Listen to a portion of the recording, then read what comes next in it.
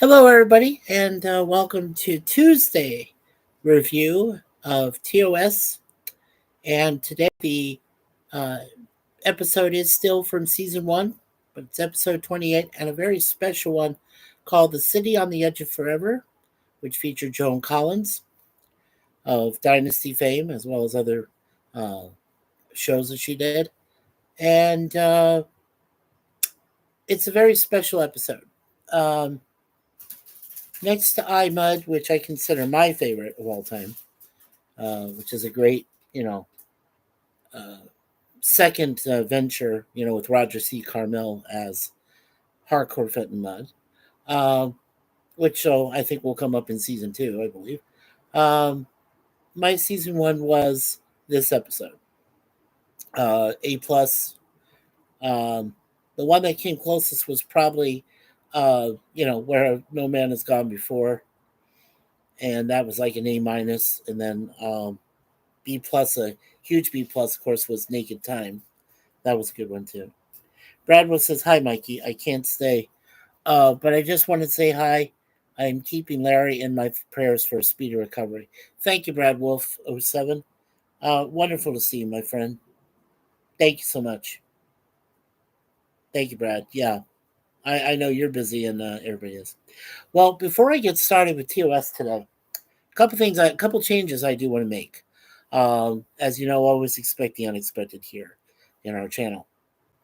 Okay, so I thought it over last night and through most of this morning, and I figured, since I'm getting ready to finish up Red Dwarf, and there are still some episodes from TOS, obviously, to work on. So what we're going to do is starting next week, we're going to combine both Red Dwarf and TOS and do their reviews together, still at the same time, right around 12 noon time, or thereabouts. Um, but we're going to go ahead and cover those two at the same time. And then on Tuesdays, that's when I'll go ahead and move it up to where we can cover both Get Smart, because there's still 4 seasons left of that. And I still have one whole season left of, you know, uh, A-Team to finish. So that's what I decided to do, was to combine those two together and do that on Tuesday. Now tomorrow will be the final Wednesday that I'll be doing any sort of reviews, because tomorrow I'll just go ahead and combine Get Smart with A-Team, get those current episodes I haven't done yet out of the way, and then next week, like I said, Monday and Tuesday, do what I'm doing. And the reason I'm doing this is actually twofold. One is because I do want to start working on and getting to understand my Cosme system, so I can start doing those watch parties, for Mondays, when I get to mysteries, and I plan on doing those in the afternoons, you know. Um, Hopefully with Charlotte, hopefully with Scott and Eli, and maybe, Brother Jay, some other people that are available. Sci-Fi Sip Day may not work on Mondays. I don't know, but I'm trying to get together with people for that. And the other reason is that I've got other things I want to plan for the fall in my personal life. I want to get my passport renewed. I want to get my try for my Canadian passport also, so I have a dual citizenship. And then I want to try for the um, for the last couple of years, I've been trying through hard work, but because of the pandemic, things have kept us on, in red tape. So, yeah, I'm trying to get my actual citizenship in the country here, so I can still have that. I still have my actual ID from the United States. That's still valid until I turn 65. So I still have that, so I don't have to worry about that. If I ever had to go back home for an emergency or something. But in the meantime, I've been trying to get the Canadian one all set up. And of course, like I said, lots of red tape. So, okay, Brad was said, wonderful to see you as well, Mikey. Thank you. And hello, Gorillas, Random Thoughts. Kapla. Kapla to you, Gorilla. Brad Wolf says, yeah, Star Trek Red Dwarf Adventures, interesting. Yeah. Well, because Red Dwarf only has, in my, current information, what it says, I only have 11 episodes left of Red Dwarf. So when I get into TOS, and of course I have a lot more, Get Smart. So I figured on Tuesdays I can always do, you know, TOS Get Smart in the afternoon, and then in the evening do the 18. Late Tuesday evening or something like that. And in that way, Tuesday's covered, you know. And Red Dwarf, like I said, when that's done, Mondays I'd like to dedicate to doing mystery shows. Have a watch party, have people watch a mystery, then we talk about it on a panel, and things of that nature. Because Mondays are the slowest days of the week. And usually, a lot of these YouTube creators are finding that if they can get an audience established on Mondays and whatever, then that way that covers them for the rest of the week. They don't have to worry about anything because everybody else is doing other things during the rest of the week, right? Well, like Gorilla's doing his cigar lounge tonight. And he did that because he wants to have a set Tuesday night for himself dedicated to his channel so that he can cover topics and things like that. And most people aren't on Tuesday nights. They're usually either like starting from Wednesday and on, usually that's when they do stuff. And, you know, so I'm trying, you know, both of us, I should say, are trying as creators on YouTube to try to get a set niche, right? A set area, so a day of the week. So then when that's set and everything is there, people will come to you more often. On the days that you're having something unique. Like I said, I'll be doing mystery shows. So I will have like people come, beginning of the week, Monday, go, oh yeah, Mikey's doing this mystery show at, such and such time, on Monday nights and stuff. And, with a watch party and things like that. And that'll give them a good start to the beginning of the week, right? Because usually Mondays, I hate Mondays, that's how people are about that. But if they have something fun they can look forward to at night, on a Monday night or something like that, at the beginning of the week, yeah. So that's what I'm hoping to do anyway, to build up some subscribers, some more family members to our channel. So, yeah, it's something I'm trying to put together. Yeah, that's why it's interesting, right, Brad? And Brad says hello to Gorilla. And oh hey, hi fruitcakes. Yeah, hello Sir Lemon, how you doing? And Gorilla says, hey Brad. And Brad says hello to Lemon Pie. And Brad says, okay, I'm off. You are in good hands with Lemon Pie here. Yeah, we always are. And hello Matt 2890. Welcome Matt. Hey Mikey. Hope you and Suzanne are well. Thank you Matt. Yeah. Just say some prayers for our brother Larry. He's back in the hospital, as far as I know. He just needs some good prayers right now. So thanks, Matt. Sir Lemon says, hi, Brad Wolf. And Gorilla says, scurvy. And Lemon says, hi, Mikey. And he says, hey, Gorilla. Yeah, so it's good to see you folks. Yeah, thank you for being here on a Tuesday. Um, yeah, so like I said, so tomorrow, well, I'll say it one last time before I'm done today. So you guys will get a good idea what's coming up next few weeks, till the end of summer, and then we'll figure out from there. So we'll see what we can do. So and it just gives me more time, at the end of the week, from Wednesday on to kind of relax, take it easy, try to plan for next month because I got a lot of stuff to do. She has a lot of stuff to do as well with me. So, plus it'll start to cool down a little bit. So we'll get into fall, and then winter eventually. Yeah, because during winter time, I think we want to stay mostly home and feel the coolness outside and everything else. But then we can't have the window open because if we do that, we'll burst our pipes. Then we'll flood the damn apartment. So yeah, it's kind of a two-way craziness, thing. So, and Jeff B, hi Jeff B, welcome. He says, hail Mikey, Sir Lemon, Matt, Brad, Kapla to Gorilla. Thank you, Jeff B, for coming. Thank you, sir. Appreciate to see you. Matt 2890 says, everyone make sure you're locked in. Yeah, make sure you've locked in your likes, right, to show your support. Yeah, don't forget, hit the like button if you do like the video. If you don't, that's totally fine. You don't have to hit like. I'm not going to force you. Come on. Uh, I'm only going to suggest if you do like it, you really do, just put in a like. That works. that helps the algorithm. Yeah, I don't know why the algorithm's so important, but hey, anyway, uh, don't forget to share with your friends, and family and so on. Don't forget to subscribe. Now, if you haven't subscribed already, why not?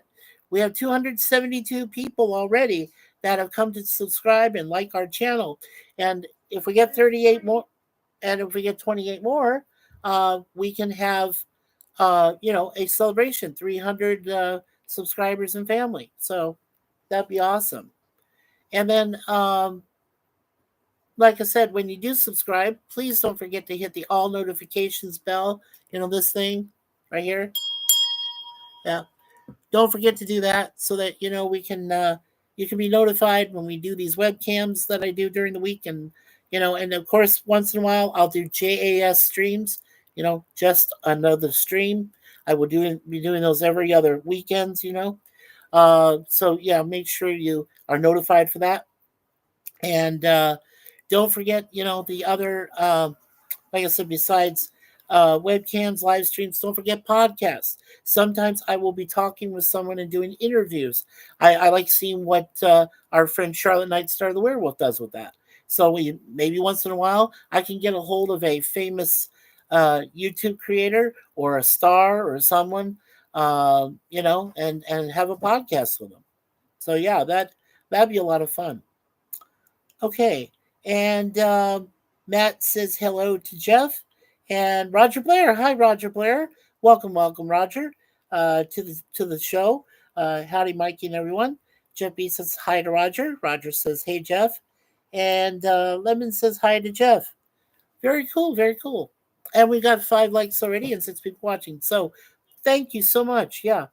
So like I said, I've got some changes of plans. I'll let you folks know at the very end of today's show, after we do the prayer, so that we can, And today, I dedicate this episode to all of our Trekkers, our fellow Trekkers and fellow Trekkies, and to Sif Dan, who is steadily becoming not just a casual Star Trek fan, but a full-fledged, not hardcore. Now, he's not hardcore, but he's getting to be more of a casual fan than what he normally is. So I'm thankful to Dan that he becomes more of a Trekkie, fan, as well as a Warzy, because Warzies are those that really enjoy Star Wars and have followed them from the beginning, and that's what I consider myself. But I'm a Trekker because I was raised during the time of the original Star Trek series, right? The episodes.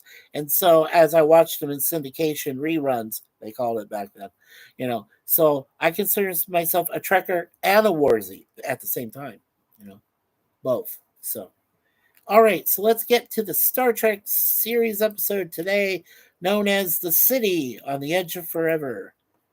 All right. Okay, so this was sorry about that. All right. So this was rated 9.2 out of 10. Well, it's automatically an A+ episode for me. Probably one of the rare few because I really enjoy this episode. I would say Space Seed is another one too. So, iMud, this one, Space Seed, Where No Man Has Gone Before. There's some very good ones there. When a temporarily insane Dr. McCoy accidentally changes history and destroys his time, Kirk and Spock follow him to prevent the disaster, but the price to do so is high. Now, this was directed by Joseph Pevney. It was written by the great Harlan Ellison, along with Gene Roddenberry. And it features not just Shatner and Nimoy, but also the wonderful Miss Joan Collins, who plays Sister Edith Keeler.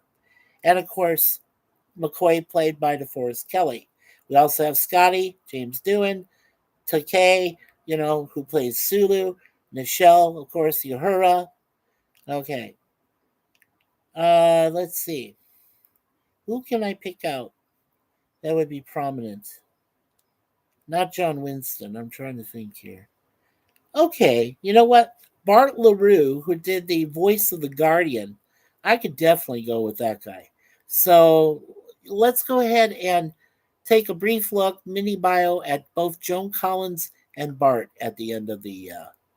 Yep, that sounds good. Okay. Alrighty then. So. No, I'm not. All right, so let's go with trivia here. First, to emphasize.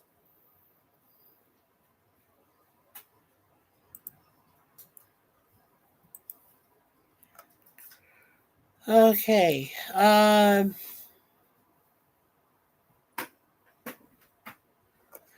emphasize on the extremely high age of the Guardian, the upper millions, or the starfield as the planets are surrounded by red dwarfs and red giants. I've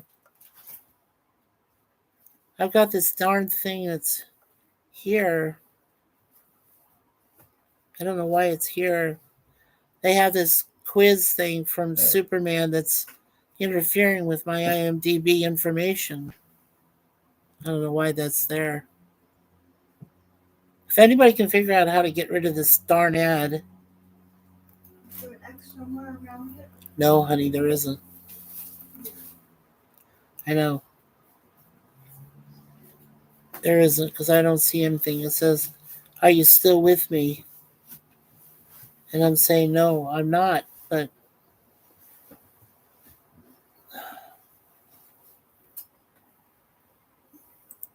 all right, give me a few minutes, guys.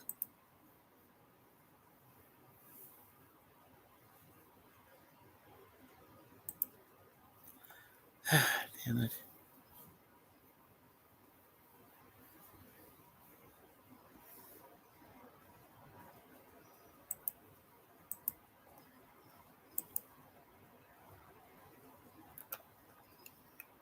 Trying to get rid of this thing.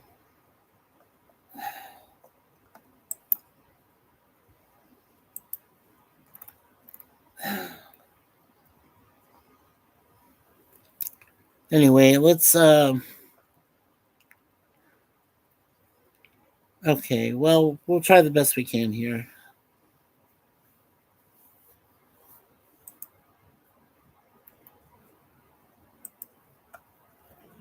Okay, this is widely considered by both fans and critics to be the best episode of the series. Gene Roddenberry apparently denied Harlan Ellison's pseudonym request because he knew everyone in the science fiction community was aware that the Cord Wainer Bird credit was Ellison's way of signaling his dissatisfaction with the way production people treated what he wrote. It would have meant that Star Trek was no different than all the other science fiction shows in mistreating quality writers, and could have resulted in prose science fiction writers avoiding contributing to the program. And Change of the Past was originally in the original story. Beckwith was to find that there's a pirate condor. This idea was later used in Mirror Mirror, right? In '67. Yeah. And of course, when William Shatner and Joan Collins are walking together on the street, there's that Floyd's barbershop clearly painted on the window. Well, yeah, that's because they used the same backlot area there that they used for Mayberry, for the Andy Griffith Show, and then for Mayberry RFD. And Howard McNear, who played uh, Floyd, was 24 or 25 years old when they had the Floyd's shop put there. So yes, it's the very same shop seen earlier from Andy Griffith's show. So that was another one there. Yeah. Cool. All right. And there is one spoiler. So if you haven't seen this episode, and why not? Because it's a fantastic episode, make sure that you put your hands over your ears just for this one. Okay. So the spoiler is that whenever TOS visits Earth, they always time travel to what is the past for the characters. And this episode also takes place in the past for the viewers. Yeah. So that's something you'll have to know about TOS is that whenever they deal with time travel, that's how they deal with it. So, okay. And there's a couple of goofs when Kirk is talking to Edith at the on the stairs. Edith stumbles, and Kirk catches her. Now, before and after she stumbles, Edith is wearing two shoes. After she kisses Kirk and walks back up the stairs, her right shoe is missing. Edith Keeler tells, or excuse me, um, yeah, here we go. Edith Keeler tells McCoy that her young man is taking her to a Clark Gable movie that evening. In the next scene, though, she tells Kirk that if they hurry, maybe we can catch the Clark Gable movie. So, seeing the film wasn't already planned. When Kirk walks Edith home, he tells her about a novel that will be written by someone from another planet, circling the far left star in Orion's Belt constellation, which he points to. However, shot when the shot changes to the sky, it is overcast at dusk and no stars can be seen. The color and density of Spock's makeup changes from scene to scene, sometimes very green or yellow, and other times it's closer to a white human tone. And the makeup on Bones switches between light and heavy from scene to scene. Also, as Spock decides the point at which he and Kirk should jump through the portal, he firmly closes his tricorder and pushes it to his left side, suspended by its strap. Then they jump. And as they emerge on the other side of the portal, which one might assume is instantaneous, Spock has his holding the recorder or tricorder to the right of his body, and it is open. As Kirk and Edith begin to stroll down the street at the beginning of the Goodnight Sweetheart scene, Kirk is to Edith's right and he reaches to hold her hand. After a brief cutaway, Kirk is on Edith's left and their hands are no longer touching. And as Kirk and Spock jump into the Guardian, Uhura can be seen behind them on Scotty's right. When they reappear from Uhura's perspective immediately afterwards, Uhura is now on Scotty's left. And in the beginning of the episode, 6 people beam down to the planet after McCoy, and at the end, one sees all 7 people beaming up, but there are only 6 transporter pads. Interesting.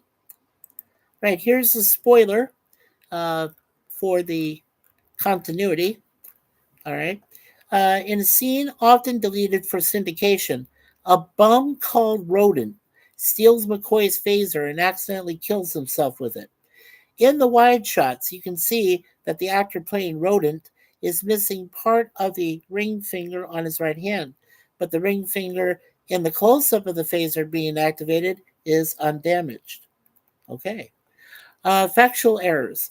Goodnight Sweetheart, which was written by Ray Noble, Reg Connolly, and Jimmy Campbell, was published and first recorded in 1931, but this episode is supposedly taking place 1 year before in 1930.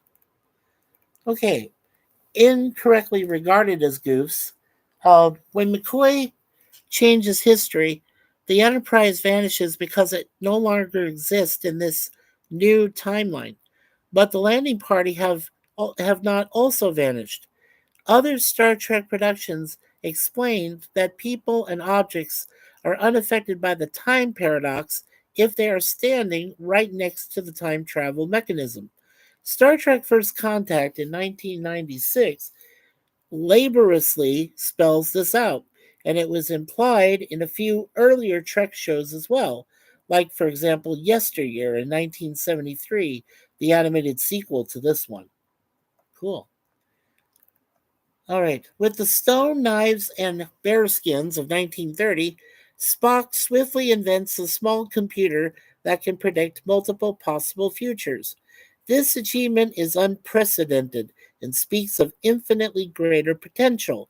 If he can do this with primitive technology, one can only imagine what he could do using the same process with the tools of his own 23rd century. Starfleet would never again be caught by surprise when Klingons or Romulans that. Let's try this again, folks. Okay.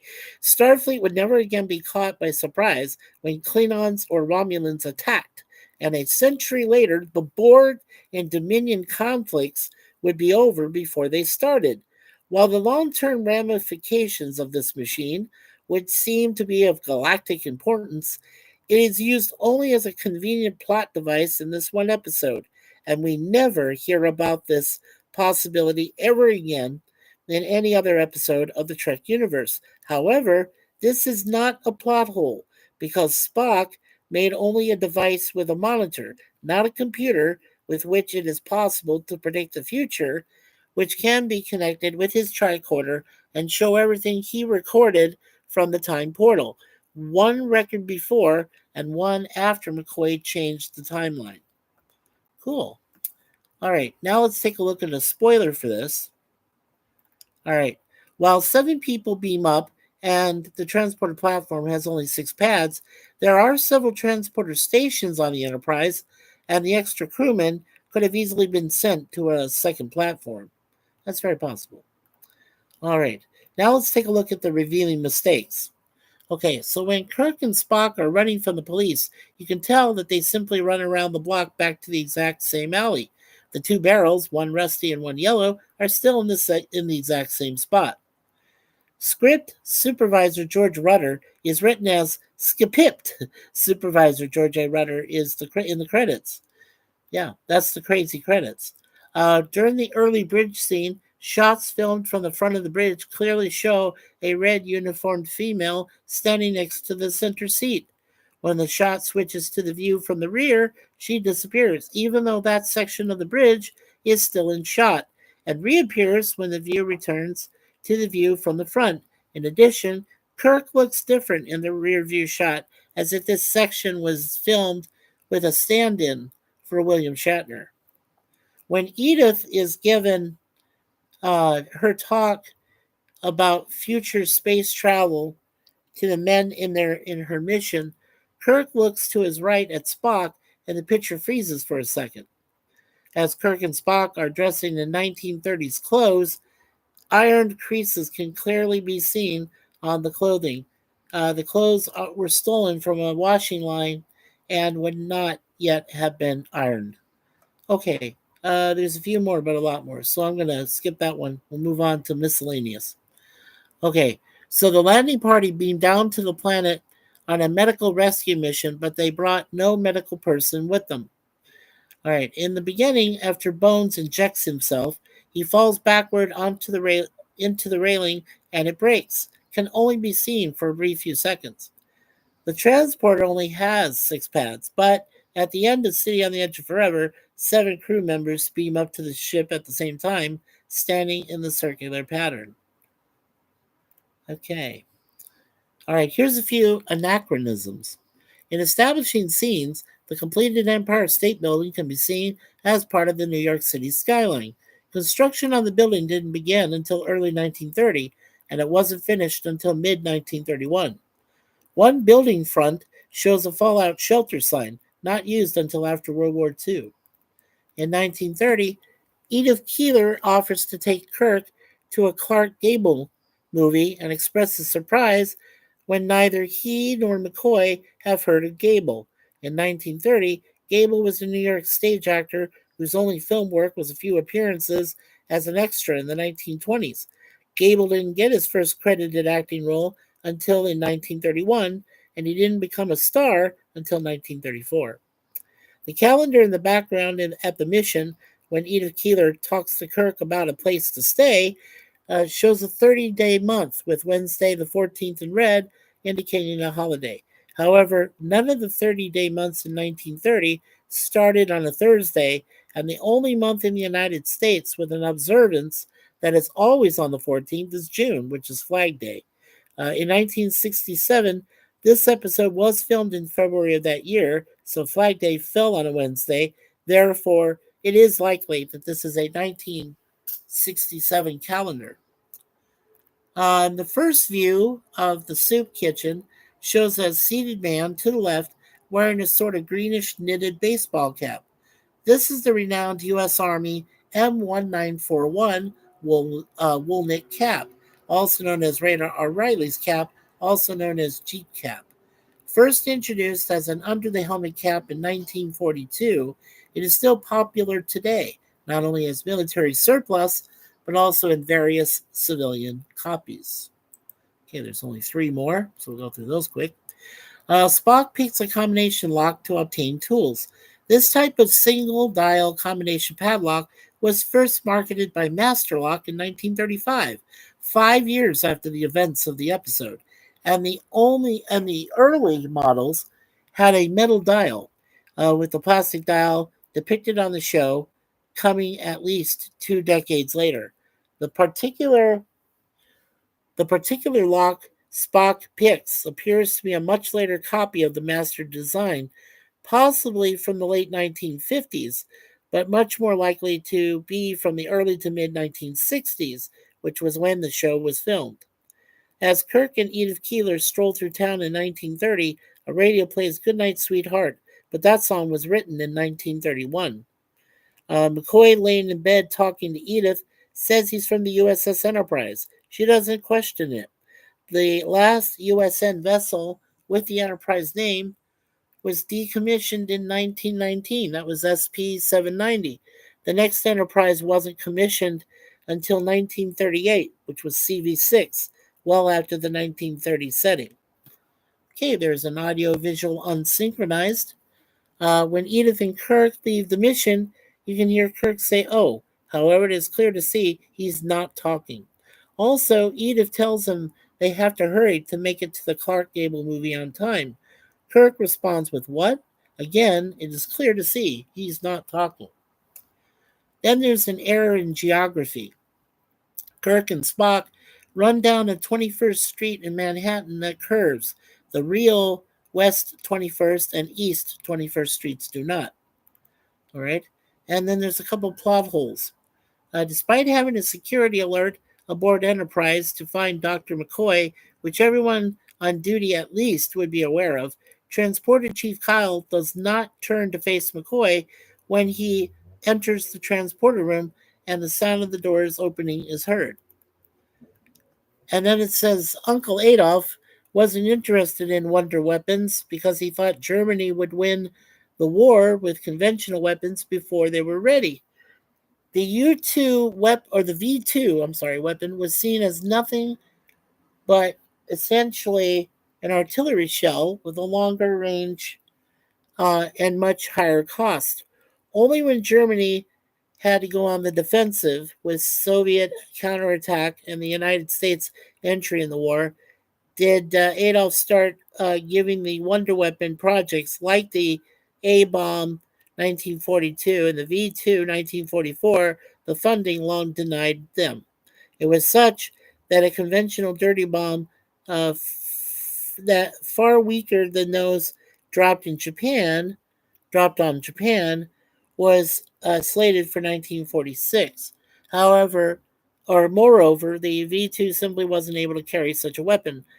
So by delaying the United States entry into World War II, you also delay the very factors that got the German A-bomb and V-2 programs better funding.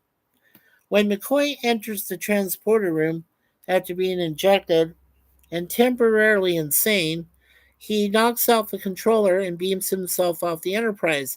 He does not enter any coordinates or where he's going, but ends up on the planet's surface anyway, near the portal. When Uhura and one of the security men are looking for Dr. McCoy on the planet, they walk by a large rock that he is hiding behind. As they walk past the rock on their right, they are looking only ahead and to the left, but never to the right. Had they looked to the right, they would have seen him, squatting behind the rock. Not the normal good work you would expect from Uhura and the security man. When McCoy jumps through the portal, Captain Kirk is next seen finishing a dive to try to tackle him.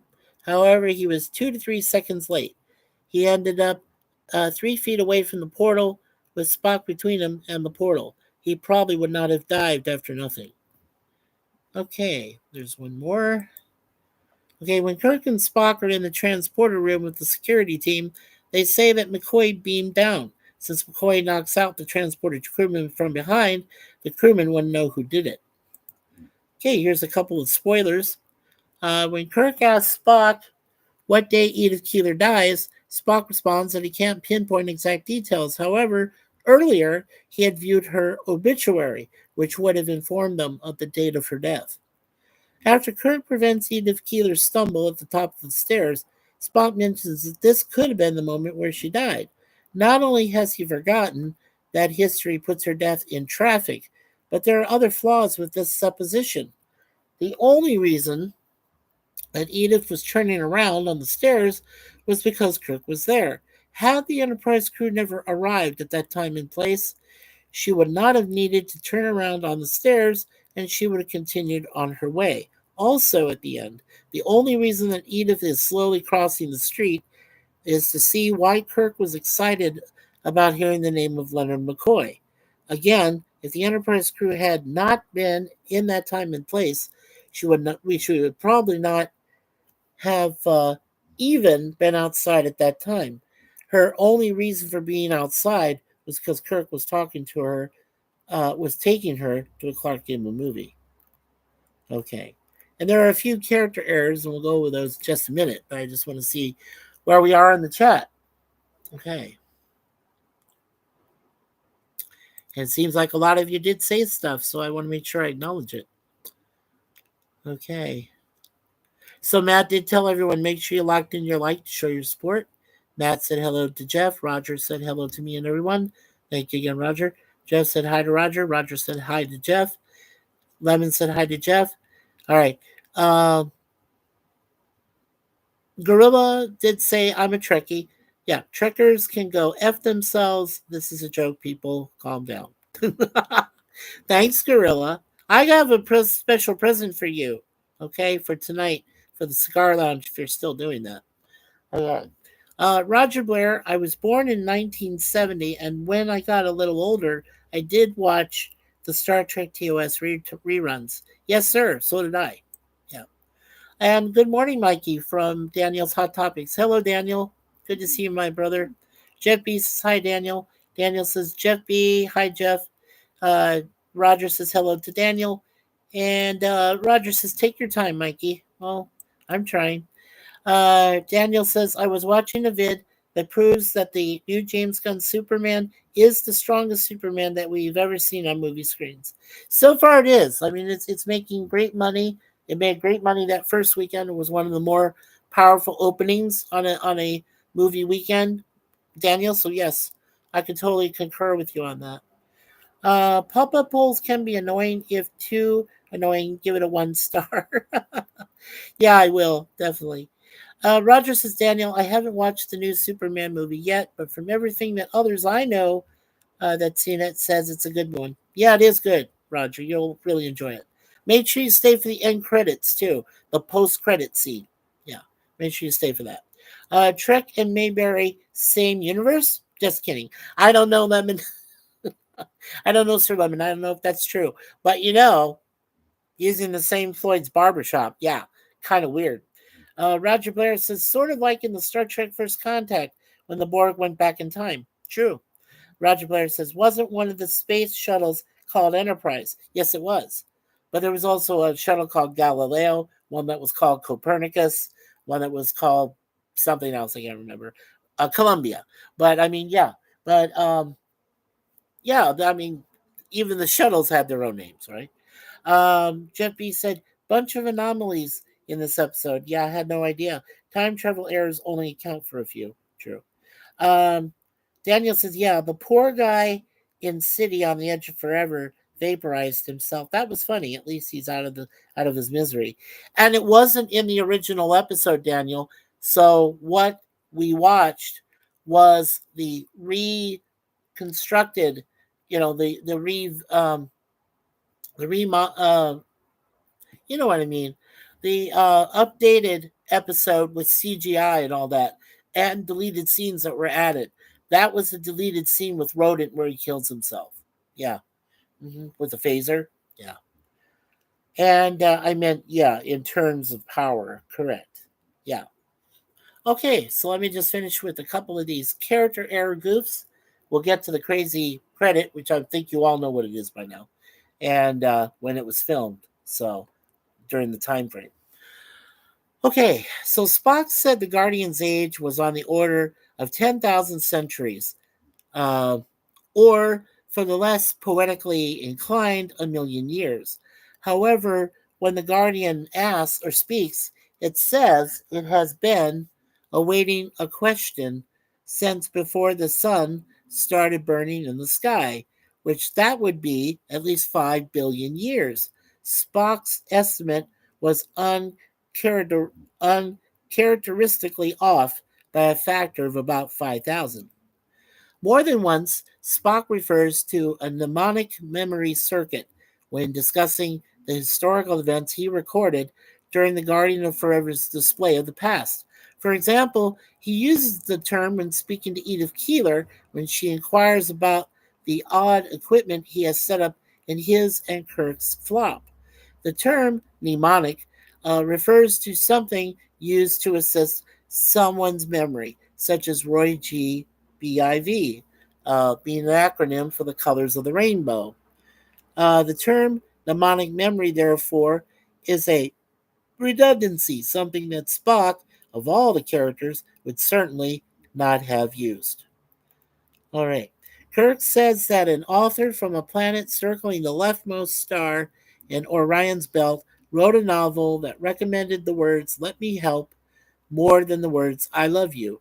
However, that star, which is Alnitak or Zeta Orionis, Orionis, is a trinary system consisting of a twin primary of a blue supergiant and a blue subgiant orbiting at about the distance of Saturn, and an outer star orbiting much further away, which is a blue giant.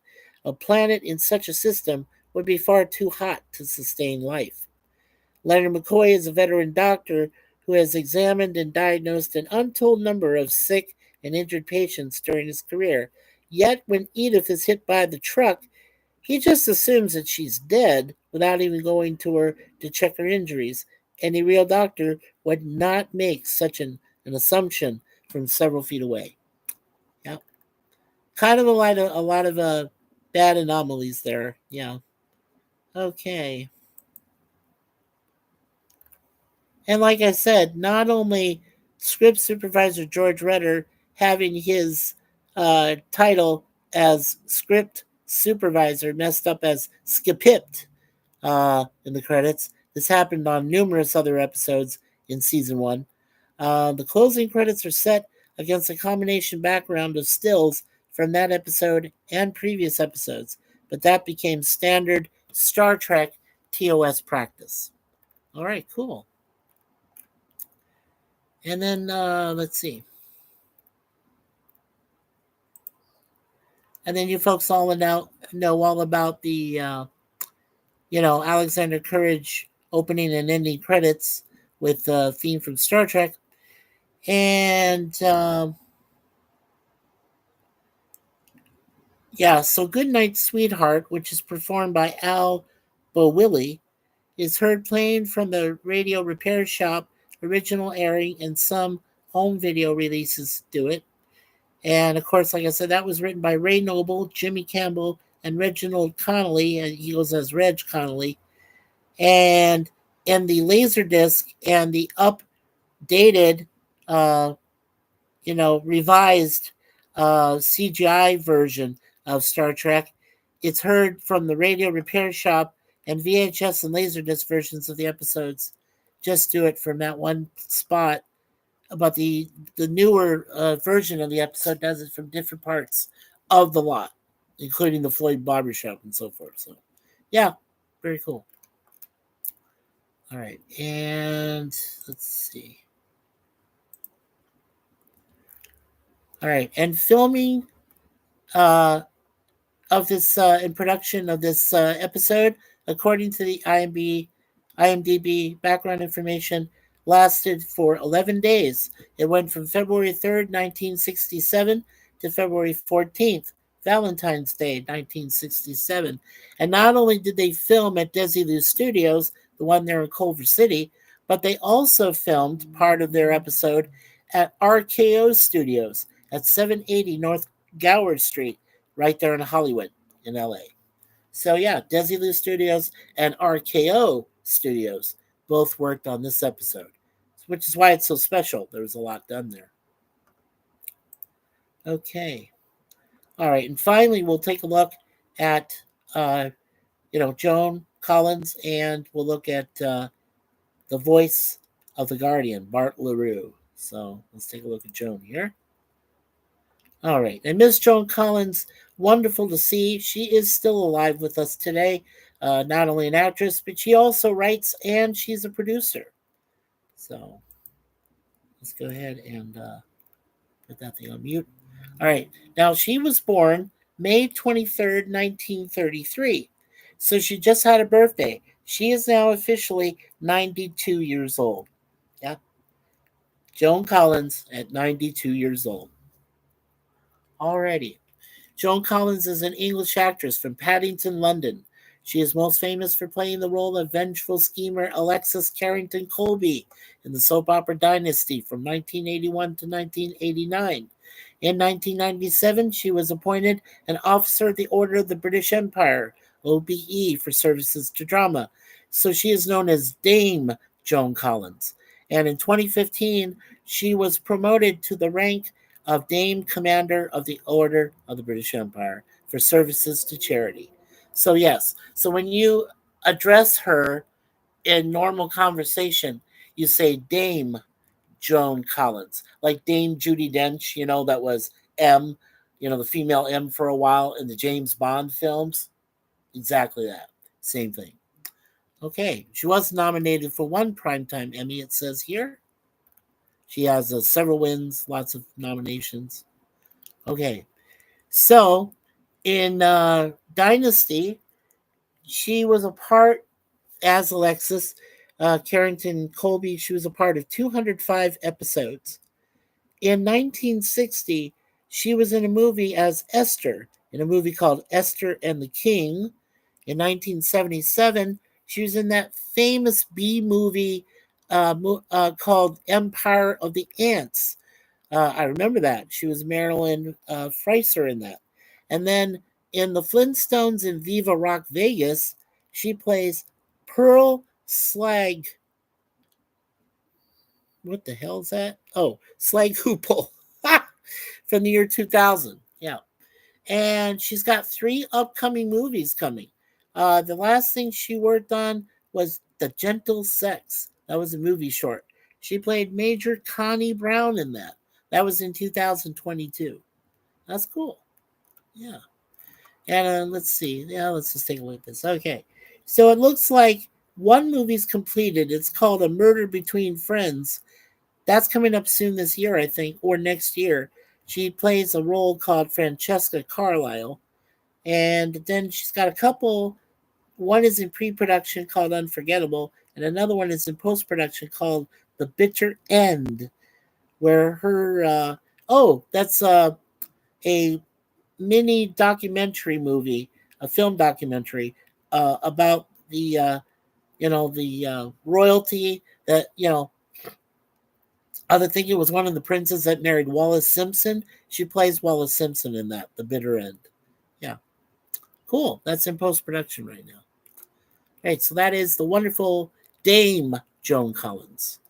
All right, let's take a look at Bart LaRue, who did the voice of the Guardian, not Carl. Okay, Bart LaRue is dead. He passed away in 1990. He was born January 23rd, 1932, in Ford County, but it's spelled Foard. Maybe that's a typo. I don't know. But Ford County, I'll just pronounce it that way. In 1932. He died January 5th, 1990, age of 57. So he wasn't around for very long. He was born to James Blair LaRue, who lasted until 1963. His dad, and Iva Pearl Teague LaRue, until she passed in 2010. His father worked for the railroad and died from a heart attack shortly after the birth of his granddaughter, Kristen. Bart's mother died less than 3 months before her 100th birthday. Wow. Amazing. Okay. So in a brief movie, a B movie, it's called The Devil War. I don't want to say the S word, but that was in 1979. In 1975, he was the director for something called The Ark of Noah. Uh, he was also a voice, or he appeared in 6 total episodes of the Star Trek series. Let's see. So in season 1, he was Trelane's father, voice uncredited in The Squire of Gothas, which we just covered. Of course, like I said, he was the voice as Bartel LaRue. Uh, that's the way he described himself for actor name as the Guardian. Then he was in 3 episodes in season 2. He was the provider number 1, uncredited voice in The Gamesters of Triskelion. That was episode 16. In episode 21 of season 2, he was in Patterns of Force as the newscaster that was on TV, that German thing. And then season 2, episode 25, he was in Bread and Circuses also as an announcer on TV. And he was Bart LaRue in that, so he reduced his first name. Then finally, in season 3, episode 22, he was the voice of Yarnik, uncredited in The Savage Curtain. Cool. So yeah, he did 6 episodes of Star Trek. And then finally, in the TV series Mannix, he played a lot of different characters on that for 5 different episodes from 1969 to 1973. So cool. And the last thing he worked on was a TV movie called Snatched, which was in 1973, and he played Russell, but he played it under his name Bart LaRue, actor. So cool. So that's pretty cool mini bio of Bart LaRue there. That's awesome. Okay. Alrighty. Okay, so next Tuesday, we'll go ahead and finish the season out for TOS with Operation Annihilate.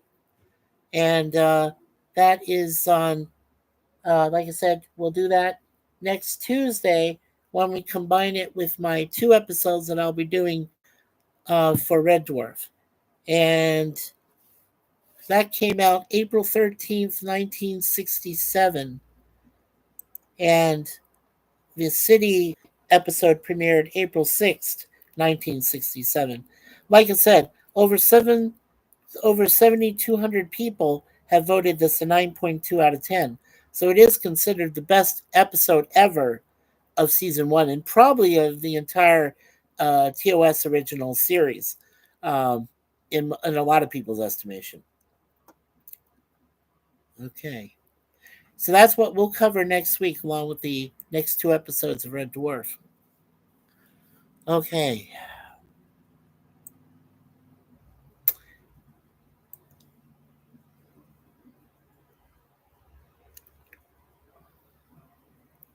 I'm just trying to catch back up here on the. Sorry, folks, on the chat. Okay. All right. Yeah. Okay. It looks like Daniel has embraced us with a few chat information here. So let's see.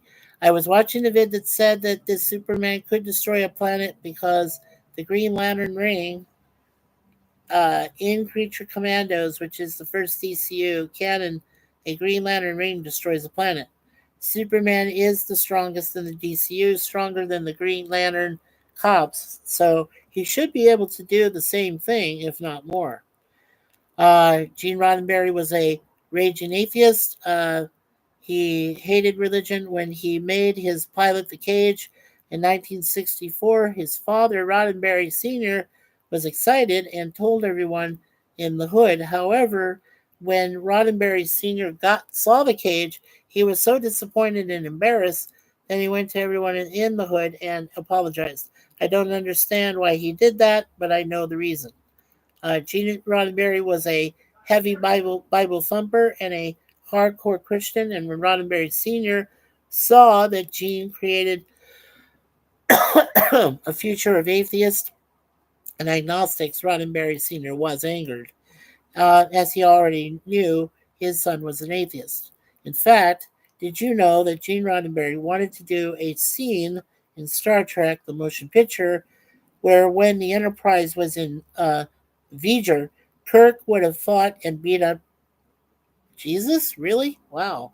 It would have been very controversial, but Roddenberry would have had V'ger scan the Enterprise and it would scan Earth's history and create Jesus to talk to the Enterprise, and Kirk would have fought him. Wow.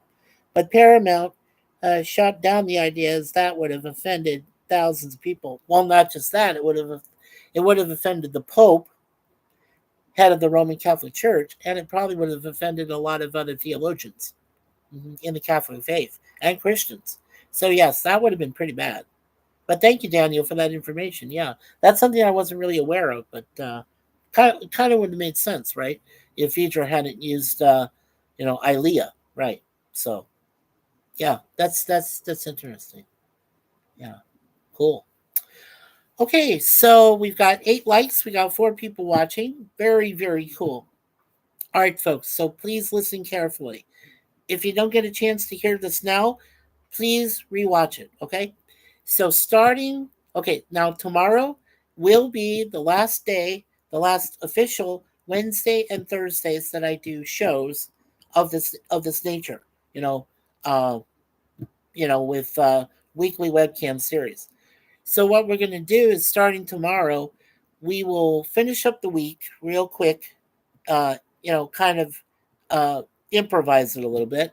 We'll put together the 2 episodes I do currently of Get Smart. I'm still in season 1 of that, and then I will also, on the same show, I will do the 2 episodes I'm currently in season 4 of 18. So Get Smart and 18 will be together tomorrow.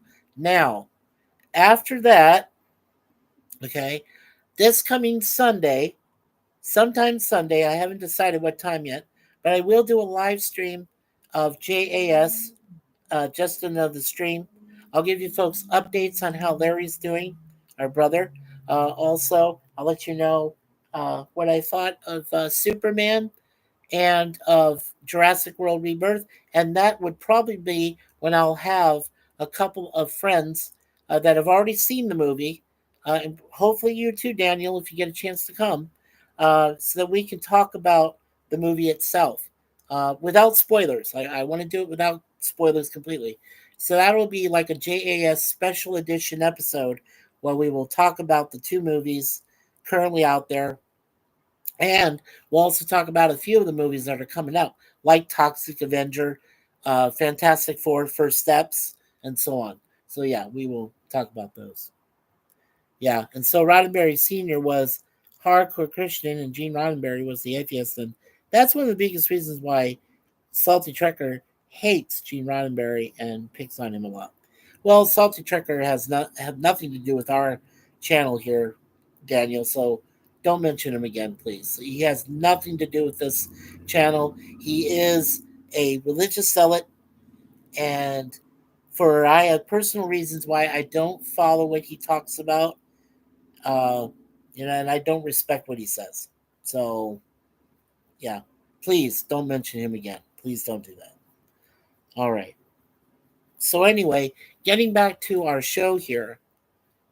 Let's see. Toby, hey Mikey. Good morning and afternoon. Hello, Toby.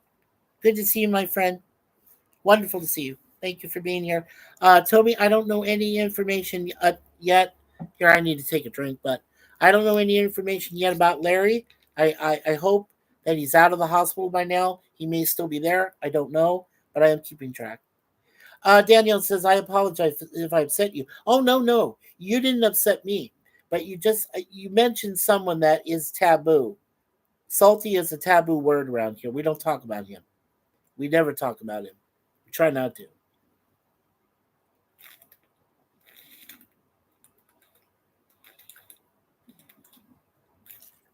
I'm sorry. I needed a drink.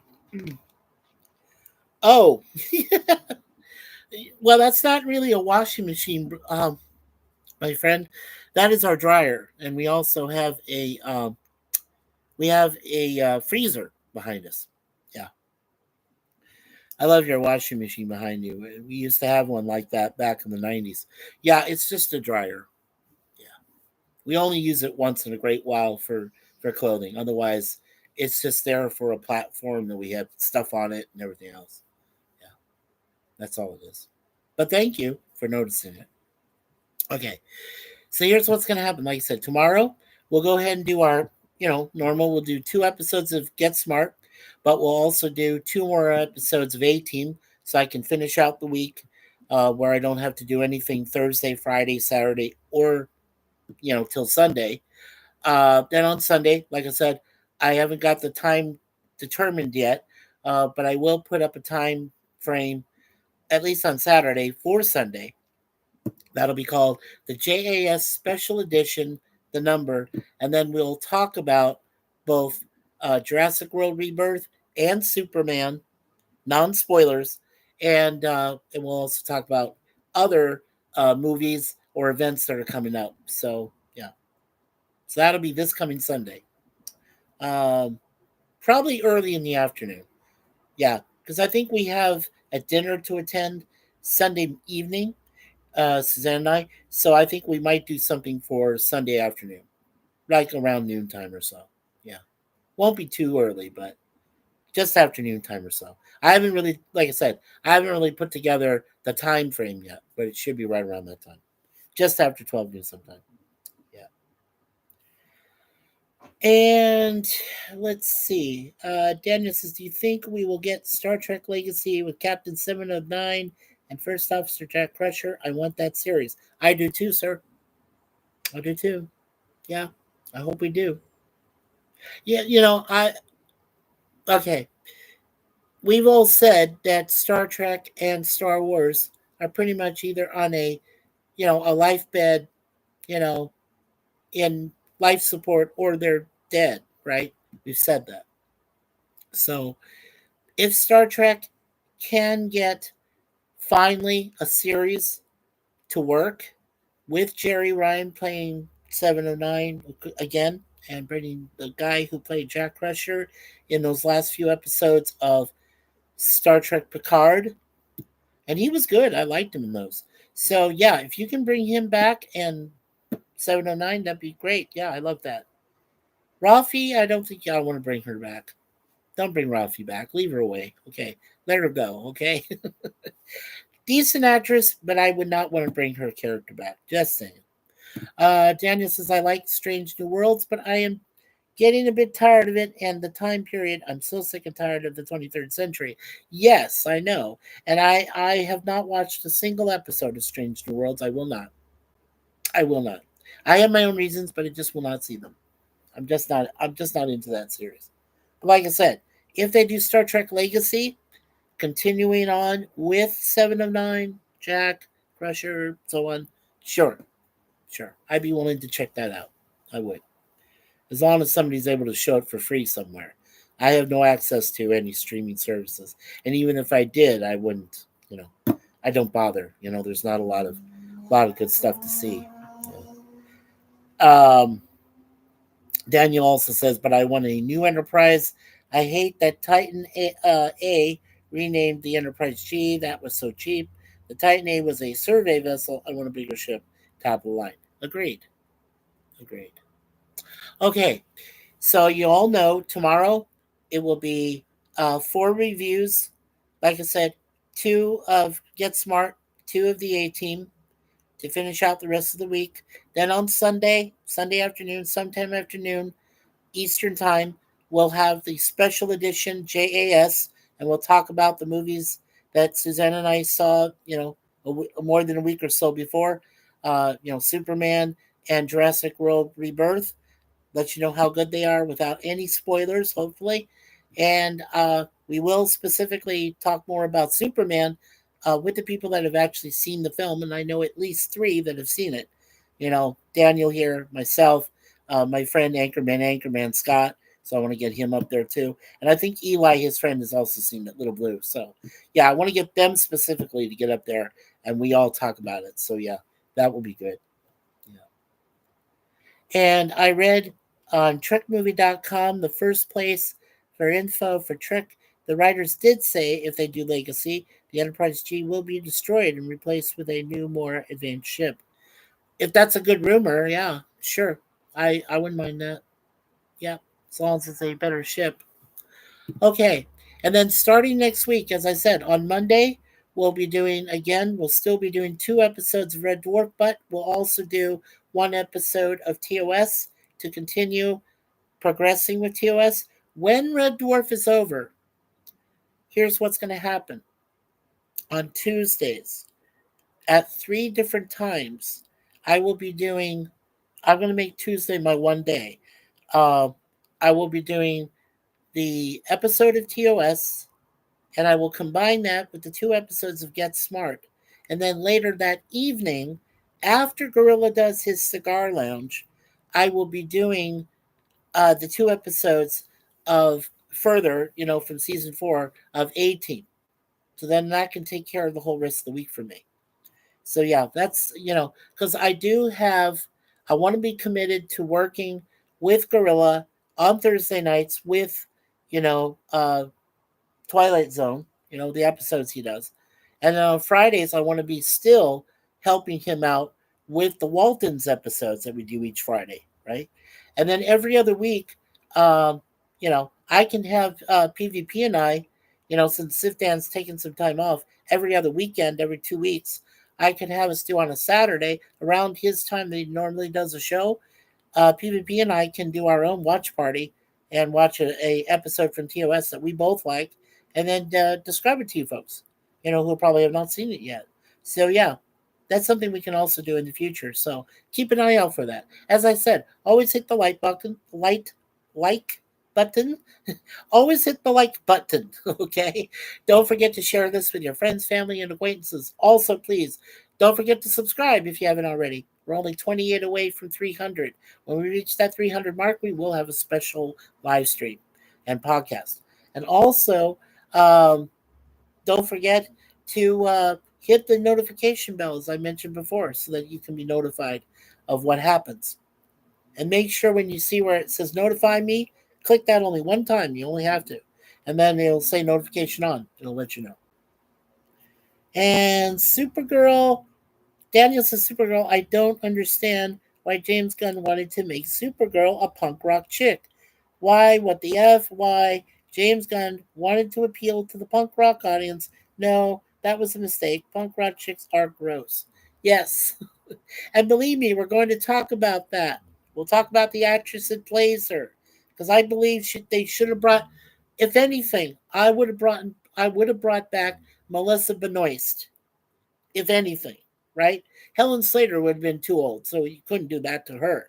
But if you brought back Melissa Benoist, who did the CW as Supergirl, you could have brought her back, even in a cameo role. And she would have been more believable than the one that plays her in this movie. Yeah. I mean, what happened with that? I don't know. But we'll talk more about that on Sunday. Okay? So, Daniel, you don't need to mention anything more. We'll talk about it more when you come join us on Sunday, okay? This coming Sunday. I don't know what time yet, sir. So make sure you keep track. Make sure you have your notifications bell on, okay? Yeah. Alrighty. So we will see you tomorrow for the 2 episodes of Get Smart, the 2 episodes of A-Team, both from season 1 and season 4 respectively, and then we'll continue on. Like I said, we'll combine everything from then on and just move on from there. So yeah. Okay, so let's say a quick prayer. In the name of the Father, Son, and Holy Spirit. Dear Lord, thank you for everybody here today on MikeySuzeFour for this TOS review. May all their families enjoy wonderful lives together, that there be no more problems, no more tragedies in their lives. Also, please watch over our brother Larry as he continues to recover in the hospital from his major surgery. His whole family, Diane, Tyler, his sister, everybody that's involved, his nephew Matthew, everybody that he knows. Also, please watch over our brother Jay, along with his Aldridge, along with his partner Renee, and our brother Jason. along with his partner Nikki. Please watch over all of them today and every day from here on out and make sure that they're all doing well. And please watch over everybody we know in our community of wonderful family members, not just subscribers to our channel. So, for all these people, we ask the help of your wonderful Son, Jesus Christ, our Lord and Savior, his mother, our most blessed Virgin Mary, the Holy Spirit, of course, and as well our patron saints, Saint Suzanne and Saint Michael the Archangel. For all them we ask, pray for us. Amen and amen. Father, Son, and Holy Spirit. Amen. Amen. Thank you, Lemon Pie. And Daniel says, please put this in your favorites. Can you watch this alien being reveals the truth about Earth? Matilda McElroy, Part 3, Debriefed, Episode 39. Okay, thank you. Yes, Daniel. Daniel has been able to post something about the aliens and about some controversy. That's some of the mysteries we'll be covering in the fall. So, yeah, if you guys want to check this early on out, go ahead and check on Daniel's Hot Topics there on the link that's offered in the chat. Yeah, make sure you check that out. That'd be cool. Yeah, for all of you to see. All right, so I want to thank Sir Lemon Pie for managing the chat as he and Miss Beautiful Connie Cleary always do. Jeff B, off to the best, all the best to Larry and you all. Thank you, Jeff. Jeff B for being here. Lemon Pie, Daniel's Hot Topics. Daniel, I hope we see you on Sunday afternoon. Keep your calendar open, okay? Toby, thank you, Toby, for coming here and checking out with us and checking on Larry. Yep, he should be okay. There are no major problems as far as I can tell. So, yeah, he should be able to come back home soon. There's Jet B. Roger Blair. Thank you, Roger Blair, for being here. Now, as I mentioned, everybody that's come here in the chat, please don't forget to go to their websites and hit the like and subscribe, or just subscribe to their channels. Make sure that you do that. That'd be most helpful. Okay, there's Roger. There's Daniel again. Jeff B. I'm just going through Gorilla's Random Thoughts. Now, Gorilla's Random Thoughts has some great show content. On Tuesday nights, he usually does what we call a cigar lounge. But I think he's doing something different tonight, but similar to it. So make sure you check that out. On Thursdays, he is now doing 4 episodes of that great sci-fi series, Twilight Zone, with Rod Serling. The black and white version, of course. He did the first 4 episodes already. He's doing the next 4 this coming Thursday night. On Friday, he's got season 5, episode 3 called The Comeback, which is from the Waltons. And the next few weeks are going to be quite controversial. So he's going to have a disclaimer up there saying, blah, blah, blah, blah, blah, blah. We don't endorse Uncle Adolf and all this other stuff. Just kind of going out there and making sure people know what we're going to be talking about. Because we do make fun of Waltons. That is our thing. That's what we do on Friday nights. So yeah, make sure you check out Gorilla for that. And of course, Lemon. Don't forget to check Matt2890 and make sure you go to his channel and subscribe. He's a good representative of all of our channels. He checks us out.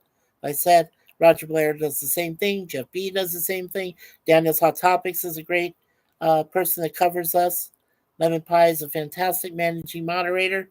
And of course, we started the day with Brad Wolf 07, my only believer in me, when it came to my controversies with Jump Nerdy and with A Question of Track. So please check out Brad Wolf 07. Make sure that you subscribe to his channel and to endorse him. So thank you. And Earth is a prison planet. Daniel's Hot Topic says. Yeah, that could be true, sir. That could be true. It is hell, People have called it hell. So that doesn't surprise me. Okay. So, first of all, I want to say on behalf of Larry, my brother of 50 years, always be yourself. Always says that. Then, on behalf of my beautiful wife, Suzanne, who I love so dearly, as a Universal Life minister and also a Universal Life Church minister, as well as being in association with the Roman Catholic Church, she always says, have